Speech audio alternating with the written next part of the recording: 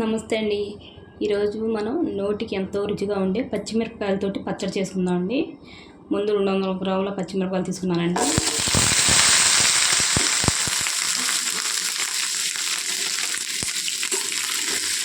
వేసుకోవాలండి ముందు.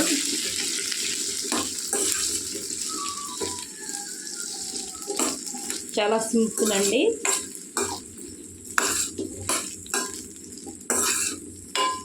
నోటికి ఏది రుచి లేనప్పుడు ఈ పచ్చిమిర్చి పచ్చడితో బాగా రుచిగా ఉంటుందండి పచ్చిమిరపకాయల పచ్చడి.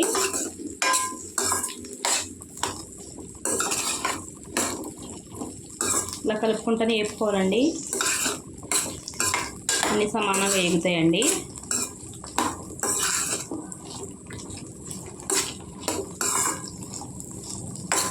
కొద్దిగా వేగిన తర్వాత చూద్దామండి. చూడండి, ఇలా కలుపుకుంటూ వేసుకోవాలండి. కొద్దిగా వేగిని ఈ పచ్చిమిరపకాయలు నేను ముక్కలు చేసుకుని వేసుకున్నానండి, ఎందుకంటే పగిలిపోతాయి కాబట్టి. ముందు వేసుకుంటే ఇలా కలుపుకుంటూ వేపుకుంటే ఈవెన్గా వేగుతాయండి. కొద్దిగా వేగిన తర్వాత చూద్దామండి. చూడండి, అన్నీ సమానంగా వేగినాయండి. ఇప్పుడు 1.5 చెంచా జీలకర్ర వేసుకోవాలండి.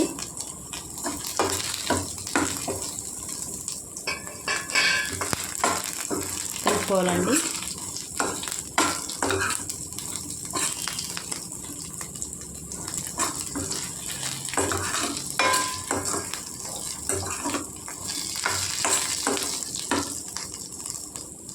వెల్లుల్లిపాయలు వేసుకోవాలండి.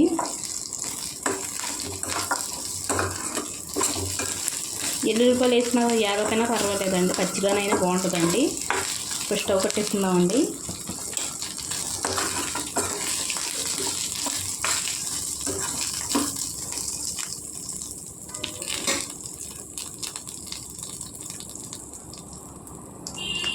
చింతపండు అండి, పెద్దగా నిమ్మకాయ అంత సైజు అండి. కారానికి సరిపడా అండి నేను చింతపండు నానబెట్టుకొని ఉంచుకున్నానండి.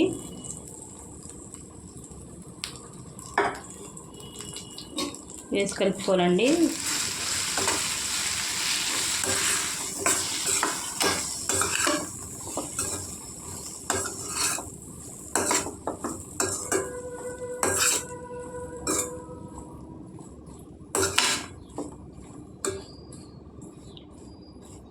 చల్లారిన తర్వాత చూద్దామండి.